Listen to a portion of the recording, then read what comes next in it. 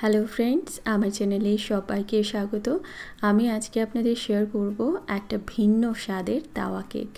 তো এটা বানানোর জন্য সবার প্রথমে একটা বোলের মধ্যে একটা ডিম ভেঙে নিচ্ছি। ডিম যদি ফ্রিজে থাকে একটু আগে আপনারা ফ্রিজ থেকে বার করে নেবেন। তো সবার প্রথমে আমি এই ডিমটাকে এরকম হ্যান্ড উইক্স দিয়ে খুব ভালো করে ফেটিয়ে নেব। যখন ডিমটা একদম ভালোভাবে ফেটানো হয়ে যাবে তখন এর মধ্যে আমি দিয়ে দেব চিনি। এখানে 60 গ্রাম মতন মানে 60 গ্রাম চিনি রয়েছে। আপনারা চাইলে পাউডার সুগারও ইউজ করতে পারেন। তো এটাকে খুব ভালো করে ডিমের সঙ্গে একটু সময় ফেটিয়ে নেব। যখন একটু ফুলে ফুলে যাবে আর চিনিটা একটু গলে যাবে তখন এর মধ্যে দিয়ে দিচ্ছি দুধ।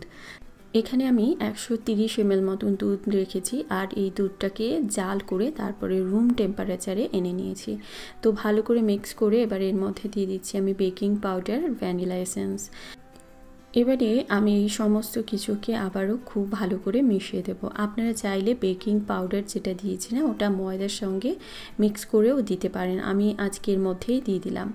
এবারে একটা ছাঁকনিতে করে এই ময়দাটাকে চেলে দেব, তাহলে এর মধ্যে কোনো লাম্প থাকবে না আর এই কেকটা খুব সুন্দর হবে।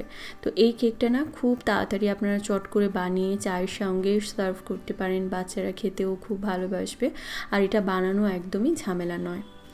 তো এটা ভালো করে মিশিয়ে নিচ্ছি। দেখুন এই সমস্ত কিছুর সঙ্গে এটার ঘনত্বটা এরকম রয়েছে। এর মধ্যে এখনও তেল দিইনি, আমি তেল দেব। এখানে 50 ml মতন রয়েছে তেল, নর্মাল সাদা তেল আমি রেখেছি। তো এই তেলটাকে খুব ভালো করে এবারে এই ব্যাটারের সঙ্গে মিশিয়ে নেব। এটার ঘনত্বটা কিন্তু খুব ইম্পর্টেন্ট। তো এরকম ঘন করে নিয়েছি। এবারে এর মধ্যে একটা বড় সাইজের কলা, একদম সুন্দর পাকা কলা নেবেন, তাহলে না খুব সুন্দর হবে এই কেকটা। একটু ইউনিক এই কেক, একটু অন্যভাবে আমি আজকে বানিয়ে দেখাচ্ছি। তো এই কেকটাকে আমি এরকমভাবে মাঝখান দিয়ে কাট করে নিলাম। তো দেখবেন আমি কিভাবে এই কলাটাকে ইউজ করব আজকে। তো এইটাকে এবারে আমি কি করব, একটা ফ্রাইং প্যান নিয়েছি, ছোট্ট একটা ফ্রাইং প্যান, যেহেতু আমি পরিমাণ সব কম নিয়েছি। তো এর মধ্যে আমি বাটারটাকে খুব ভালো করে মেল্ট করে নেব। তারপরে লো আঁচে রেখে এই বাটারটাকে গলানোর পর আমি গ্যাসটাকে অফ করে দিয়েছি। গ্যাসটা অফ করে তারপর এর মধ্যে আমি চিনি দিয়ে দিচ্ছি। এই চিনিটাকে কিন্তু দেওয়ার সময় গ্যাসটা অন রাখা যাবে না।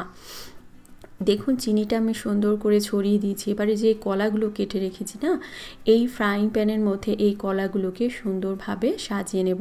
যদি আপনাদের ফ্রাইং প্যান বেশি বড় হয় সেক্ষেত্রে কলা একটু বেশি লাগবে, ব্যাটারটার পরিমাণটাও আর একটু বাড়িয়ে নিতে হবে। আর যদি মনে করেন যে আপনারা এই পরিমাণেই করবেন তাহলে ছোট্ট কোনো ফ্রাইং প্যান আপনারা ইউজ করবেন। এবারে এর মধ্যে এরকমভাবে ব্যাটারটাকে ঢেলে দেব। তো দেখেছেন ব্যাটারের ঘনত্বটা এরকম করেই করতে হবে, না বেশি ঘন না বেশি পাতলা। তো এইভাবে আমি কলাটাকে পুরো ঢেকে দিচ্ছি। এবারে এটাকে একদম লো আছে আমি চাপা দিয়ে মোটামুটি 20 মিনিটের মতন বেক করব। তো দেখুন কেকটা সুন্দরভাবে ফুলে উঠেছে। এইবারে কিন্তু এই কেকটা যখন উপর দিয়ে এরকম শক্ত হয়ে যাবে তখন একটা প্লেট বা থালা দিয়ে এরকমভাবে উল্টে দিতে হবে। তো দেখুন কি সুন্দর হয়েছে না। এবারে এই নিচের যে চিনি কালচে হয়ে গেছে এটাকে একটু চেঁচে আমি সরিয়ে দেব।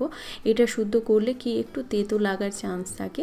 এবারে ওই পিঠটাকেও আমি এই ফ্রাইং প্যানের মধ্যে রেখে মোটামুটি 10 মিনিট মতন এটাকে একদম লো আছে বেক করব।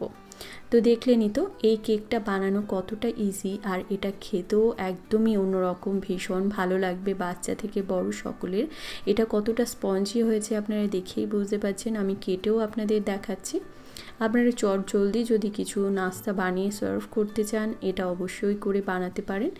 বাড়িতে অবশ্যই বানিয়ে সবাইকে খাওয়ান। আর কীরকম লাগলো এই ইউনিক তাওয়া কেক আপনারা আমাকে জানাবেন। যদি ভালো লেগে থাকে অবশ্যই লাইক করুন আর এরকম রেসিপি পেতে আমার চ্যানেলটিকে সাবস্ক্রাইব করে রাখুন। ভালো খান, সুস্থ থাকুন। আবারও আসবো নতুন কোনো রেসিপি নিয়ে।